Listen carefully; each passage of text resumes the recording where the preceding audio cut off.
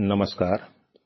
स्वामी प्रपत्यानंद जी महाराज, संपादक रामकृष्ण विवेकानंद आश्रम, रायपुर द्वारा लिखित संपादकीय शीर्षक में आज हम देखेंगे श्री मां शारदा की व्यस्त दिनचर्या और भगवान नाम जप। भगवान जब जब इस धरा पर अवतरित होते हैं तब तब उनकी आह्लादिनी शक्ति भी उनकी सहचरी के रूप में उनके साथ लीला करने के लिए आती है। भगवान श्री राम के साथ श्री सीता जी, भगवान श्री कृष्ण के साथ श्री राधिका जी, चैतन्य देव के साथ विष्णु प्रिया देवी, भगवान बुद्ध के साथ यशोधरा देवी और उसी क्रम में भगवान श्री रामकृष्ण देव के साथ श्री मां शारदा भी इस लोक में आविर्भूत हुई। इस महियसी देवियों का जीवन लोक दृष्टि से अत्यंत संघर्षशील, कष्टप्रद, दृष्टिगोचर होने पर भी मानव के लिए प्रेरक, सांत्वनादायक और मंगलदायक है। इनके जीवन का चिंतन मनन करने से जीवन संतुलित, साधनापरक और परमात्मोन्मुखी होता है। इन शक्तिमयी देवियों के जीवन में कभी राजयोग, कभी ज्ञान योग, कभी भक्ति योग और कभी कर्म योग की प्रवणता दृष्टिगोचर होती है।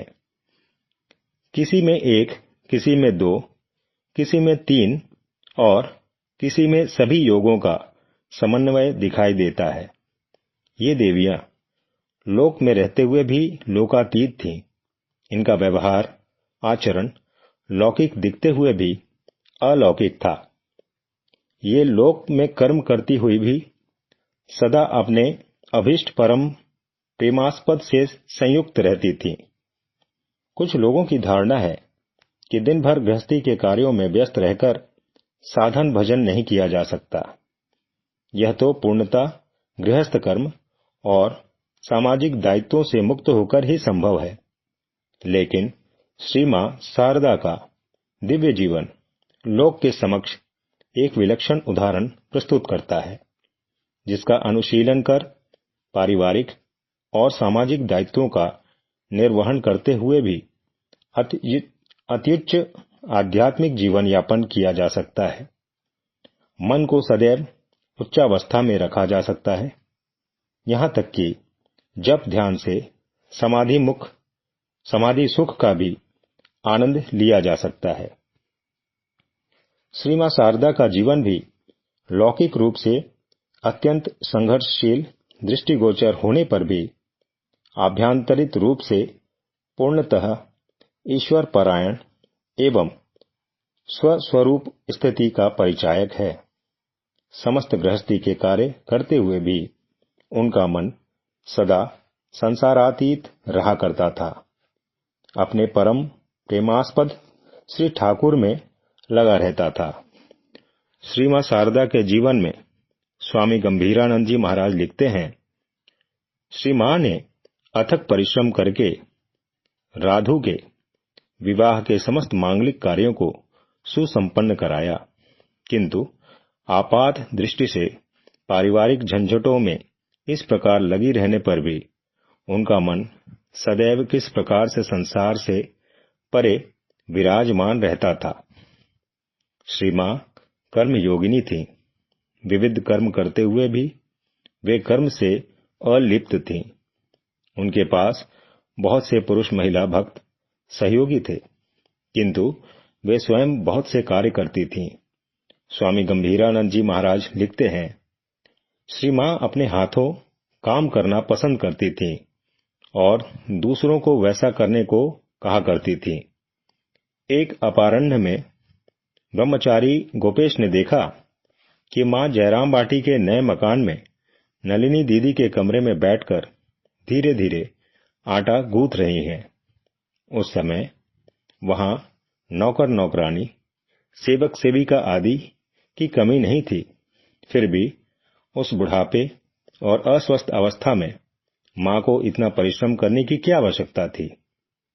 ब्रह्मचारी ने मन की बात खोलकर मां से कही तो उन्होंने उत्तर दिया, बेटा, काम करना ही अच्छा है। फिर कुछ देर चुप रहकर गंभीरता से कहा, आशीर्वाद दो कि जितने दिन रहूं काम करती ही जाऊं। कामरपुकुर का कर्ममय जीवन।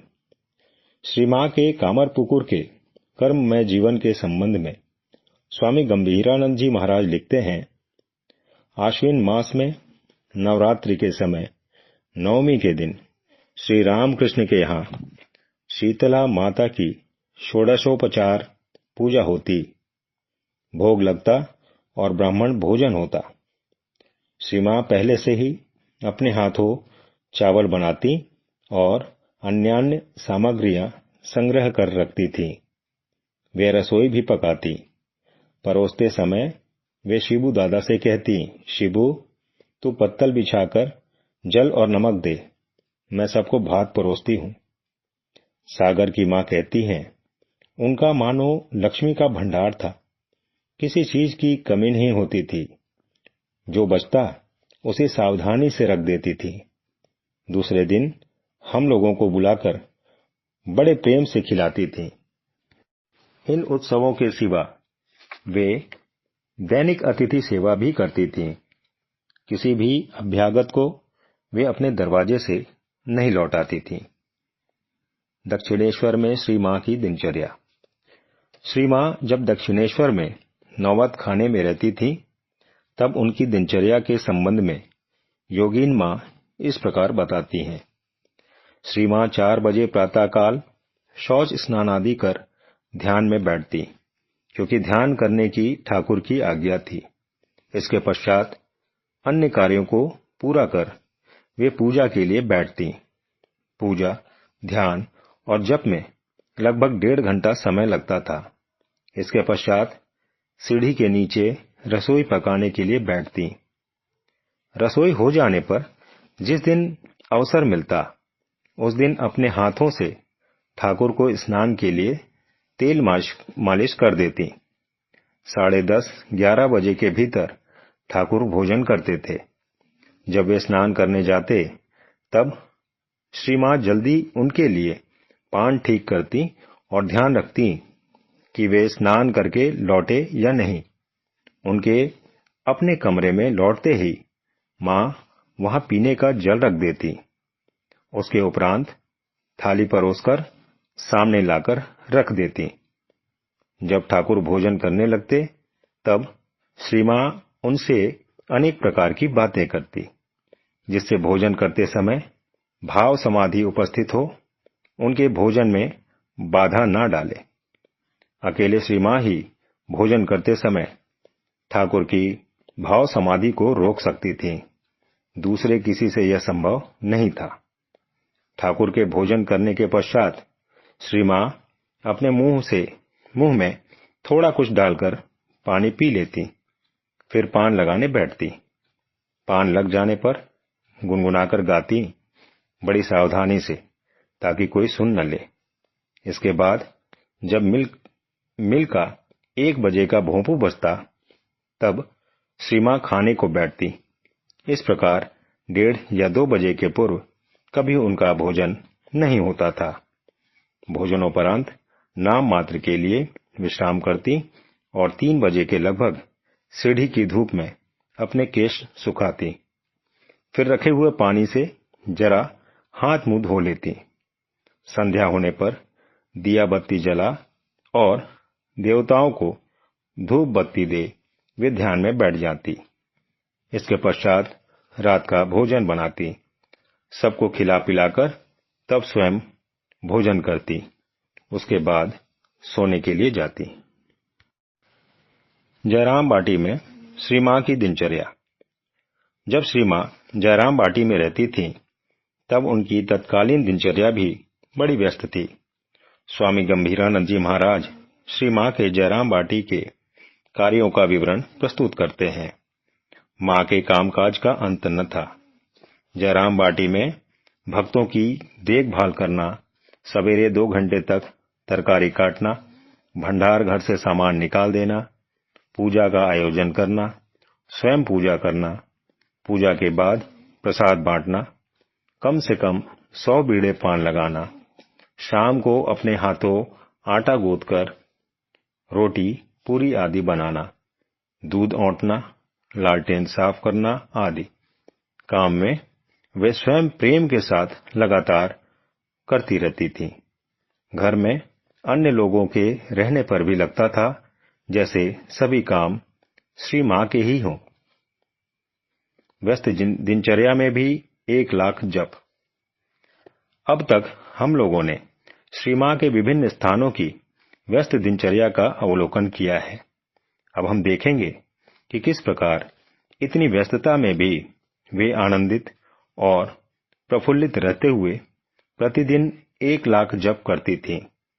श्री मां शारदा देवी के चरित्रकार लिखते हैं, प्रतिदिन रात को श्री मां 3 बजे उठकर नौबत खाने के पश्चिम के बरामदे में दक्षिण ओर मुख करके ध्यान करती थीं। इसमें कोई व्यतिक्रम नहीं होता था।